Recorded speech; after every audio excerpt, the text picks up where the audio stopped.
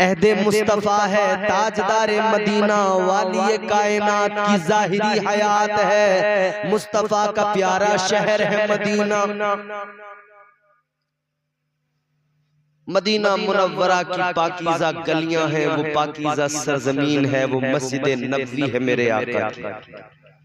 हुजूर नमाज पढ़ के निकलते हैं ना, आज भी आप देखें अपने मोहल्ले में, अपने गांव में, मस्जिदों के आगे आम तौर पे बच्चों का आना जाना और खेलना ये सब रहता है। हुजूर मस्जिद नबवी में नमाज पढ़ा के निकलते थे, बाहर देखते थे बच्चे खेलते हुए नजर आते थे। और बच्चों को हुजूर से मोहब्बत किस दर्जा थी, कितना प्यार था। जब आका नमाज से फारिग होकर निकलते थे ना बाहर, तो बच्चे दौड़ के आते थे फौरन। सारे बच्चे दौड़ के आते थे। बच्चे एक दूसरे से कहते थे चलो चलो जल्दी चलो, चलो जल्दी चलो, मुस्तफा जान रहमत आ गए हैं, इमामुल अंबिया आ गए हैं। चलो महबूबे खुदा आ गए हैं, मुस्तफा आ गए हैं, गमखारे उम्मत आ गए हैं। हुजूर बाहर आते, बच्चे दौड़ कर आते, मेरे आका अपनी बाहों को खोल देते, बच्चे आकर हुजूर को लिपट जाते, आका बच्चों को अपने सीने से लगाते, आका प्यार फरमाते। और मोहब्बत की हद तो ये थी कि मुस्तफा जाने रहमत उन बच्चों के साथ में खुद भी खेलने लग जाते थे। हुजूर को इतना प्यार था बच्चा। मगर इमाम साहब इन बच्चों में जो बच्चे खेलते थे, एक बच्चा यहूदी का भी था, वो भी खेलता था इन बच्चों के साथ। अब जब ये सारे बच्चे मुस्तफा जाने रहमत को देखकर दौड़ कर जाते थे कि आमिना के लाल आ गए, जाने कायनात आ गए। जब ये सारे बच्चे आका को देखकर दौड़ के जाते थे, तो ये यहूदी का बच्चा भी उन्हीं के साथ दौड़ के जाता था।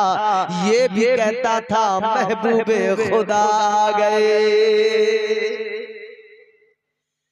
ये उन बच्चों के साथ में दौड़ के जाता था। मगर गौर करने वाली बात तो ये है, जिस तरह मेरे आका बाकी तमाम मुस्लिम बच्चों को सीने से लगाते थे, प्यार फरमाते थे, इसी तरह मेरे आका उस यहूदी बच्चे को भी सीने से लगाते थे, प्यार फरमाते थे। और जिसे हुजूर सीने से लगा ले, जिसे हुजूर प्यार फरमा, अरे आका ने तो कपड़े को हाथ लगाया, फिर उस कपड़े को आग में डाला गया, आग ने जलाने से इनकार कर दिया।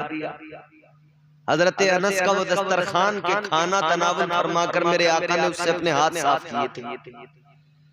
हजरत अनस उस दस्तरखान को लेते, आग के तंदूर में डालते, और जब बाहर निकालते तो तंदूर से वो रुमाल, वो दस्तरखान निकलता था, तो उसका मैल, उसकी गंदगी निकल जाती थी, धुला हुआ क्लियर निकलता था, साफ सुथरा। लोग देखकर कहते थे भाई आग का काम है जलाना, मगर ऐ हजरत अनस आपके दस्तरखान को आग क्यों नहीं जलाती, आखिर ये भी तो कपड़ा ही है। हजरत अनस फरमाते हैं ये कपड़ा तो है और आग का काम जलाना भी होता है, मगर अब ये कपड़ा आम कपड़ा नहीं रहा।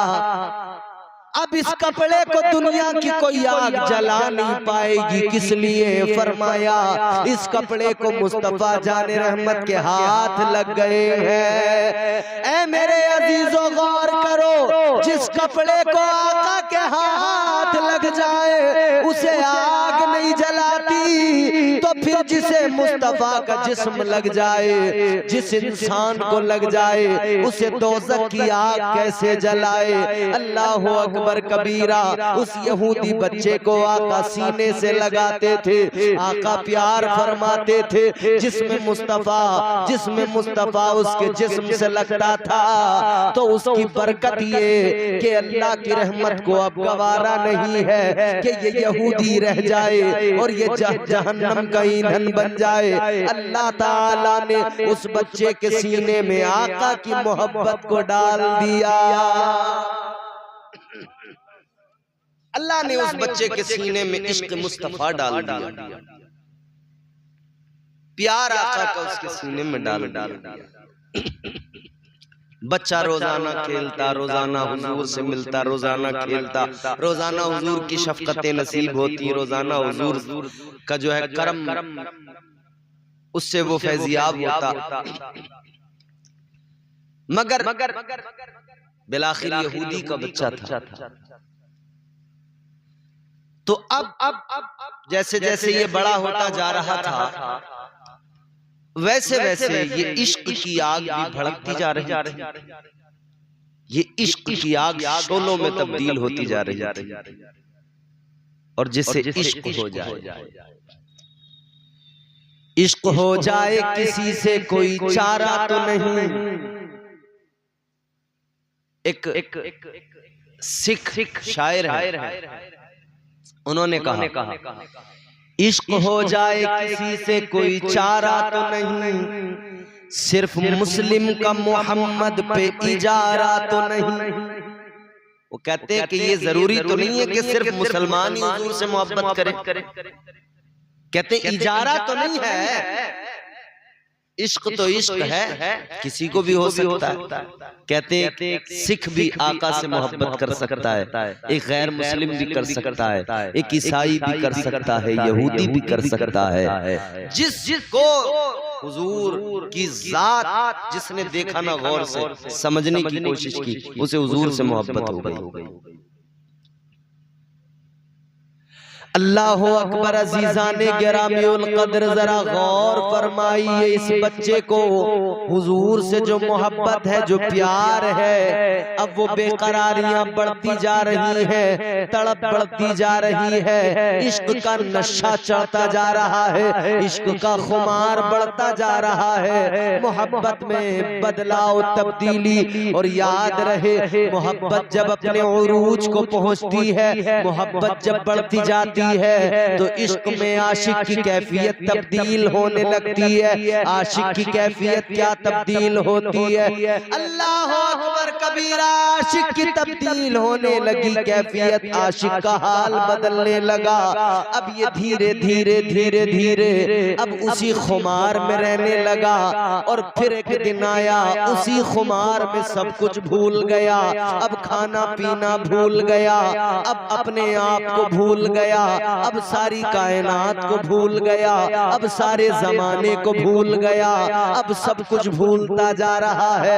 याद है तो फकत मुस्तफा याद है, याद है तो महबूबे खुदा याद है। इस तड़प, इस बेकरारी ने ऐसा हाल किया, जब खाता नहीं था तो कमजोर होने लगा, कमजोरी ज्यादा बढ़ी तो बीमार हो गया, बीमारी ज्यादा बढ़ी तो बिस्तर पकड़ लिया। और बिस्तर पे जब आया तो जिसका बेटा बिस्तर पकड़ ले, माँ बाप की हालत क्या होती है। जिसका बेटा इस हाल में पहुंच जाए कि बिस्तरे मर्ग पे हो, माँ बाप की कैफियत क्या होती है। बाप की आंखों में आंसू है, माँ की आंखों में आंसू है। माँ भी रो के कहती है मेरे लाल तुझे क्या हो गया। बाप भी रो के कहता है बेटे तुझे क्या हो गया। मगर आशिक कैसे बताए कि मुझे आमिना के लाल से प्यार हो गया है। अल्लाह अकबर कबीरा। ये आखिरी वक्त अब करीब आता जा रहा है, जिंदगी का किस्सा तमाम होने को है। अब जो जो वक्त बढ़ता जा रहा है, अल्लाह अल्लाह माँ बाप बेकरार है। बेटा कहने लगा अब्बा मेरा एक काम कर दो, मेरा एक आखिरी काम कर दो, मुझ पर एहसान कर दो, मेरी मुलाकात मेरे महबूब से करा दो। कहने लगा जरा आमिना के लाल को बुला दो, ताजदारे मदीना से मेरी मुलाकात करा दो।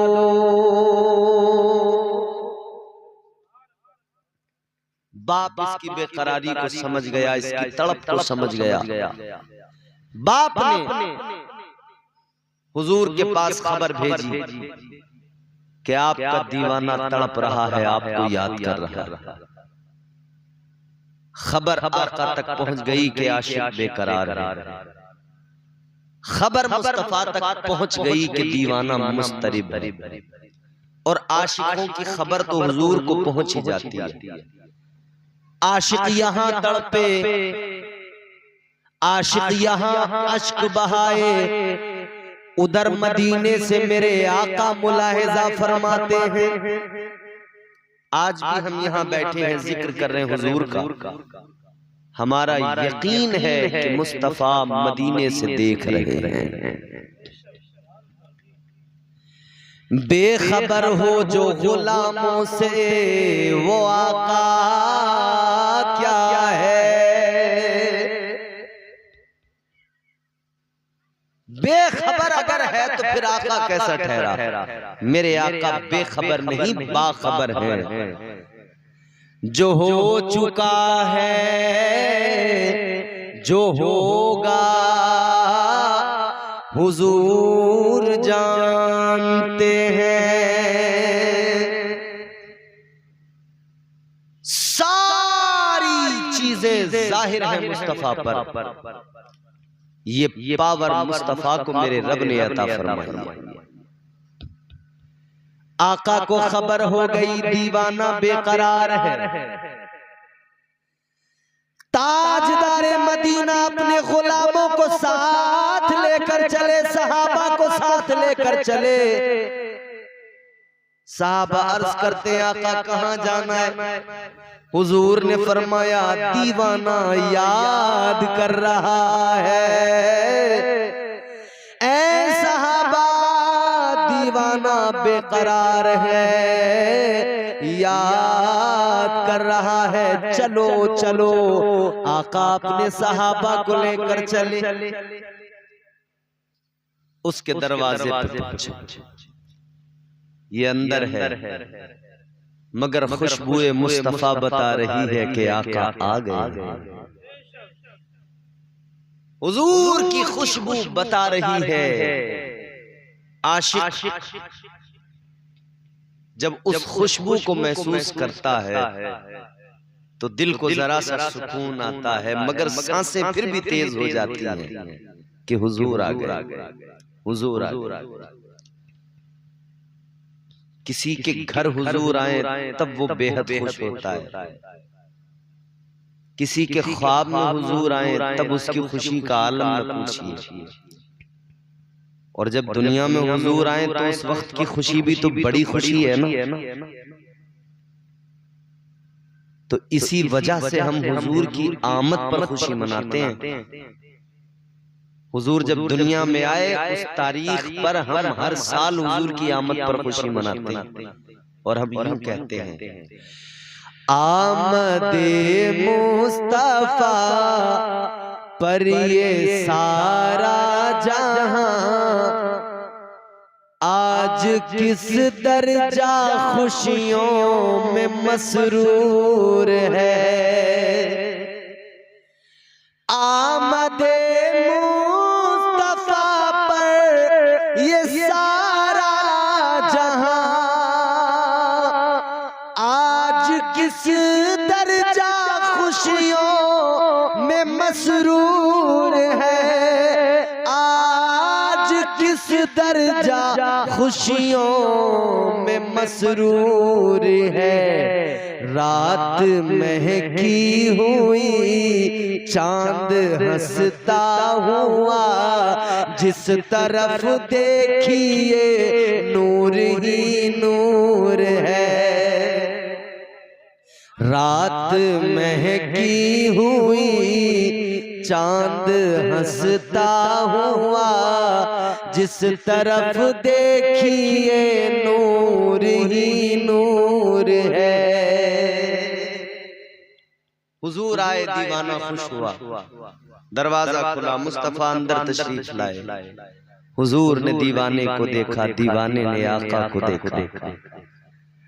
ताजदारे मदीना की निगाहें जब आशिक के चेहरे पे पड़ी, हुजूर की नजरें जब दीवाने के चेहरे पे पड़ी, मुस्तफा जान रहमत ने देखा, करीब आए, आका ने दस्त शफकत सर पे रखा और फिर मेरे आका ने फरमाया, दीवाने बता क्या हाल है। हुजूर अपने दीवाने की कैफियत, अपने दीवाने का हाल मालूम कर रहे हैं। अल्लाहु अकबर। जो आए हैं वो कुर्सियां लेकर बैठे, और जो बैठे हैं, अच्छा दूसरी जगह भी प्रोग्राम था ना, वहां से फारिग होकर आए। माशाअल्लाह, अल्लाह ताला इन आने वालों को सलामत रखे, क्योंकि इनकी बड़ी हिम्मत है। आजकल तो एक महफिल लोगों पे गिरा गुजरती है, ये एक महफिल से फारिग होकर दूसरी में तशरीफ ले आए। अल्लाह ताला इन्हें शाद आबाद रखे। अब जरा मोहब्बत से कहें सुभान अल्लाह। ताजदारे मदीना करीब आए, आका ने दस्त शफकत रखा और पूछा, हुजूर ने दीवाने क्या हाल है। ताजदारे मदीना वाली कायनात मुस्तफा जान रहमत ने अपने दीवाने से फरमाया, दीवाने बताओ क्या हाल है। आशिक़े मुस्तफा ने इतना सुना, कहने लगा, या रसूल अल्लाह, ऐ ताजदारे मदीना, अब तक जो हाल था, अब तक बेकरारी थी, मगर आका आप आ गए, मेरे दिल को करार आ गया। या रसूल अल्लाह, आप आ गए, दिल को सुकून आ गया, मगर हुजूर एक कसक, एक खलिश, एक अरमान दिल में है। हुजूर ने फरमाया, बोलो। कहता है, या रसूल अल्लाह, इश्क तो बड़ा करता हूँ आपसे, मगर अभी तक आपकी गुलामी से महरूम हूँ, कलमा नहीं पड़ा है, हूँ आज भी यहूदी का ही बच्चा, मगर मोहब्बत बहुत। ताजदारे मदीना वाली कायनात की बारगाह में अर्ज करने लगा, आका करम फरमाइए, कलमा पढ़ा दीजिए। इधर इस बच्चे का बाप यहूदी बैठा है, वो भी देख रहा है, देख के कहता है, मेरे बेटे की ये आखिरी ख्वाहिश है, या रसूल अल्लाह, ये ख्वाहिश पूरी फरमा दीजिए। जब ये आपसे प्यार करता है, इस दर्जा दीवानगी है, तो फिर आप इसे कलमा पढ़ाकर अपना ही बना लीजिए। ताजदारे मदीना ने कलमा पढ़ाया, मुस्तफा ने कलमा पढ़ाकर इस्लाम में दाखिल किया। अब इसकी खुशी की इंतहा न रही। अल्लाह अकबर कबीरा कलमा पढ़ा, इतना खुश हुआ, बीमार तो पहले ही था, जिंदगी की आखिरी घड़ियां थी, मगर ये बड़ी खुशी नसीब हो गई। अब इस खुशी के साथ दुनिया से जा रहा है, अब इस खुशी के साथ दुनिया से रुखसत हो रहा है। अब ये जान इसके जिस्म से निकल रही है, मगर मुस्कुरा रहा है। और कितना खुश नसीब था, जिस्म से जान निकल रही है और सामने चेहरे मुस्तफा है। हमें तो कब्र में हुजूर की जियारत होगी, वो तो हुजूर का चेहरा देख रहा है, जिस्म से जान निकल रही है। अल्लाह अल्लाह गौर फरमाइए अज़ीज़ाने गिरामीउल क़द्र, बच्चा दुनिया से रुखसत हो गया, इंतकाल हो गया। बच्चे का बाप कहने लगा, ए मोहम्मद अरबी सल्लल्लाहु अलैहि वसल्लम, कहने लगा, ये आपका दीवाना, आपका गुलाम आपके मजहब में, आपके दीन में शामिल हो गया। बेटा मेरा मगर दीन में आपके शामिल हो गया, तो अब ये दुनिया से रुखसत हुआ है। अब इसका दफन, इसका कफन, इसकी आखिरी रुखसत आप अपने मजहबी उमूर के साथ आप अपने मजहबी तौर तरीकों के साथ कीजिए। कहते हैं आप अपने मजहब के हिसाब से करें, इस्लाम में जैसा है वैसा आप इसका तदफीन का इंतजाम करें। अब मेरे हुजूर ने अपने आशिक की तदफीन का इंतजाम किया। ताजदारे मदीना ने आशिक के जनाजे को तैयार किया है। अल्लाह अल्लाह कितनी किस्मत वाला है।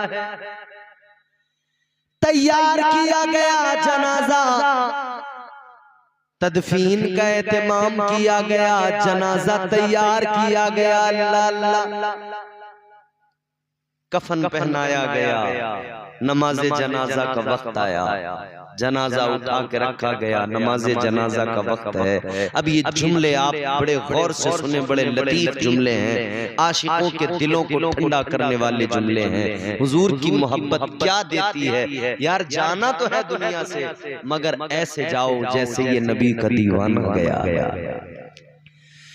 ताजदारे मदीना वाली ये कायनात मुस्तफा जाने रहमत जनाजे में आ रहे हैं शामिल होने के लिए। तो मुस्तफा के आने का अंदाज ये है, आका पूरा पैर जमीन पर नहीं रखते बल्कि अपने पंजों को जमीन पर रखते हुए आ रहे हैं।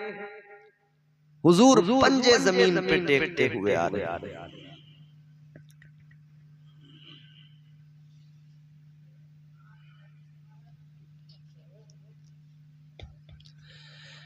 मुस्तफा जाने रहमत जमीन पर अपने पंजे टेकते हुए आ रहे हैं।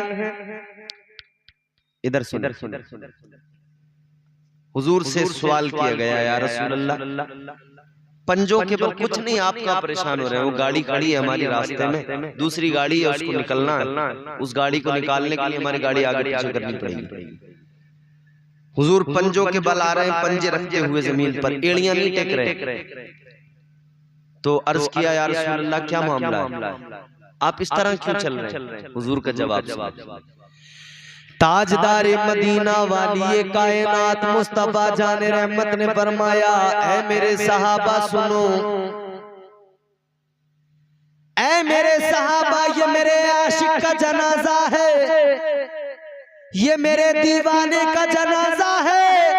मैं पंजे टेक कर इसलिए आ रहा हूँ कि अल्लाह ताला ने इतने फरिश्तों को जमीन पर उतार दिया है, इसकी तदफीन में इतने फरिश्ते आए हैं कि यहाँ पैर रखने की जगह बाकी नहीं है। महबूब की गलियों से जरा घूम के निकले, आशिक का जनाजा है जरा धूम से निकले। ताजदारे मदीना ने अपने दीवाने की नमाज़े जनाजा पढ़ाई है। मुस्तफा जाने रहमत ने दीवाने को अपने सहाबा के साथ में दफन किया है। अल्लाह अकबर, ये दीवानगी होती है। दुनिया से जाओ तो अंदाज ये होना चाहिए, दुनिया से जाओ तो शान ये होनी चाहिए। वक्त मुकर्रर है, हुए नामवर बेनिशान कैसे कैसे जमीन खा गई, नौजवान कैसे कैसे कर ले जो करना है, आखिर मौत है, एक दिन मरना है, आखिर मौत है। दुनिया से जाना है मगर इस अंदाज से जाओ, इस तरीके से, इस अंदाज से, आशिकों के अंदाज से जाओ। मगर अल्लाह खैर फरमाए, हमारी हालत बड़ी मुख्तलिफ है। 5 मिनट और ज़हमतें तमाम। हमारा हाल ये है, हम बराए नाम ये दावा तो करते हैं हमें हुजूर से मोहब्बत है, मगर ये दावा फकत एक दावा ही है। इस दावे में जान नहीं है, क्योंकि हम कोई काम ऐसा करते ही नहीं जो हमारी गुलामी को दिखाए, महसूस कराए, जाहिर हो जिससे। हमारी हालत तो ये है, दिन रात हम गुनाहों में मुलव्विस हैं। वही जिंदगी, वही सारे मामलात, कुछ भी हो जाए हम पर फर्क नहीं पड़ता। मुसीबतें आती हैं तो रोते हैं, परेशानियां आती हैं तो रोते हैं, मगर फिर जरा सा अगर खुशहाली का मामला हुआ तो भूल गए सब। अपने रब को भूल जाते हैं, रब के अहकामात को भूल जाते हैं, मुस्तफा को भूल जाते हैं, आका की नवाजिशात को भूल जाते हैं। हम अपनी जिंदगी वही बेढंगी जिंदगी वही गुजार रहे हैं। एक मामला हो तो बात अलग। पूरा दिन अगर हम अपना देखें, हम अपने पूरे दिन पर गौर करें तो पूरे दिन में हम सैकड़ों नाफरमानियां कर रहे हैं, मगर इन सैकड़ों नाफरमानियों में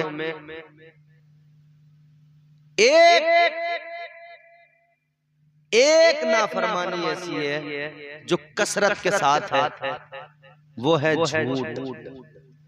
झूठ हमारी जिंदगी में बेहद आ गया, कदम कदम पे झूठ है, मिनट मिनट झूठ है। और जब से ये मोबाइल फोन आए तब से झूठ और जोर पकड़ गया। फोन पे आप किसी से मालूम करें कहां पहुंच गए, बेवजह खामा होगा मुरादाबाद में, बताएगा रामपुर में।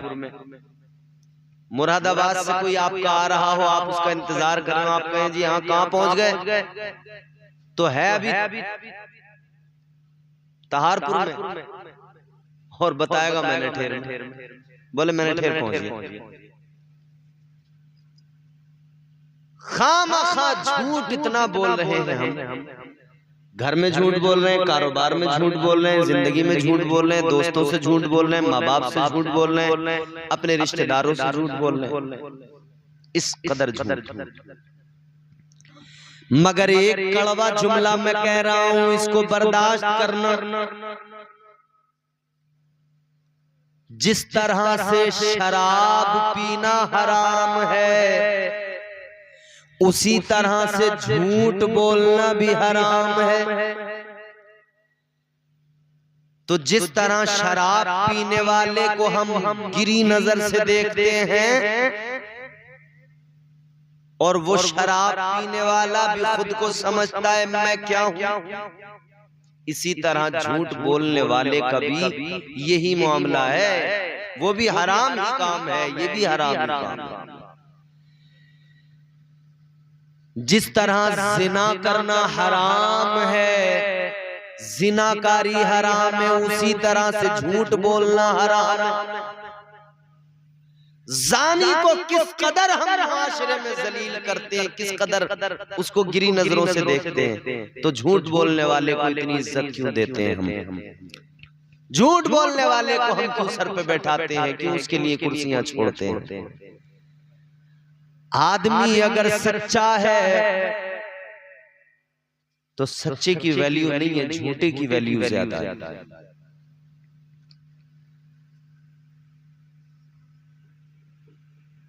आजकल के हालात ये हो गए, झूठों ने झूठों से कहा है सच बोलो, सरकारी ऐलान हुआ है सच बोलो।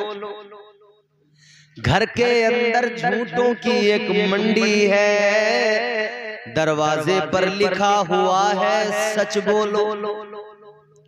सरकारें झूठ बोल रही हैं, उनके वजीर झूठ बोल रहे हैं, पूरी कौम को गुमराह किया जा रहा है, पूरे मुल्क की आवाम को गुमराह किया, ऊपर से लेके नीचे तक, नीचे से लेके ऊपर तक चौपट है सारा मामला।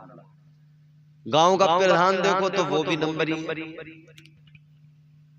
चेयरमैन देखो तो उसकी हालत, मेयर देखो तो उसकी हालत।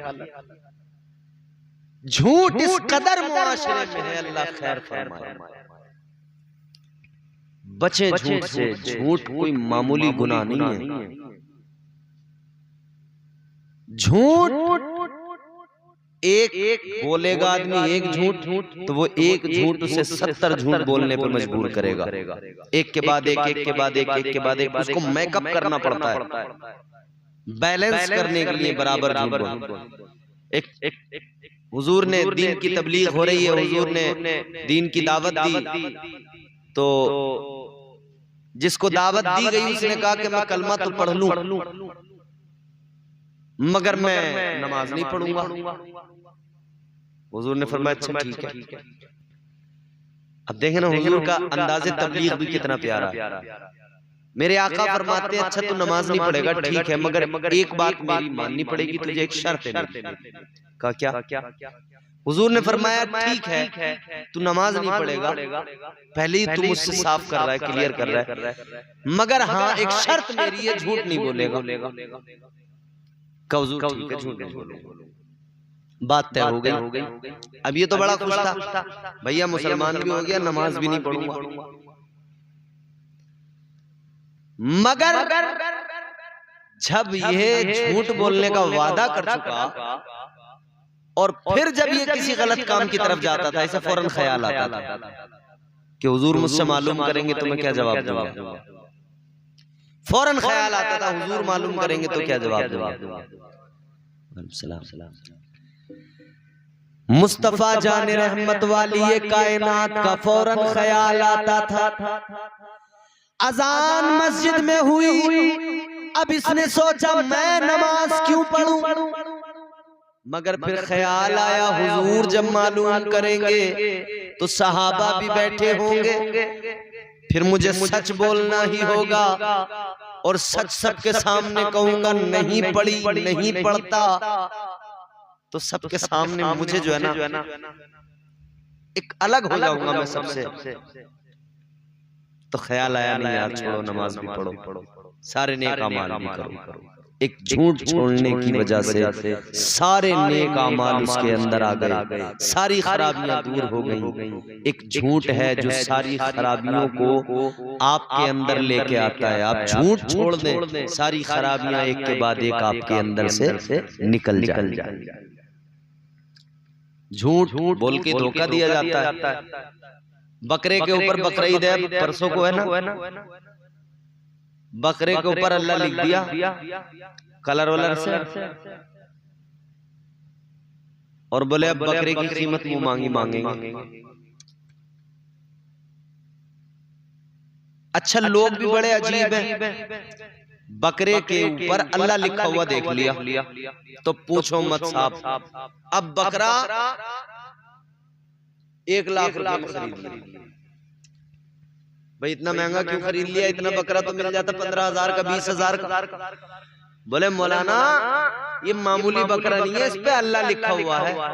अच्छा बकरे के ऊपर अल्लाह लिखा हुआ है तो आपने बकरे को 1 लाख में खरीद लिया, लेकिन मस्जिद के इमाम के सीने के अंदर पूरा कुरान महफूज है, उसे 5,000 से आगे देने को तैयार नहीं, 10,000 से आगे देने को तैयार नहीं। लफ्ज़े अल्लाह बकरे पे लिखा हुआ, उसमें 1 लाख, इमाम के सीने में पूरा कुरान है, नमाजें भी पढ़ा रहा है, आपके बच्चों को भी पढ़ा रहा है। ये फजूल खर्ची है। बाज लोगों को होता है महंगा जानवर लेके आए, बकरा महंगे से महंगा, और फिर किस लिए?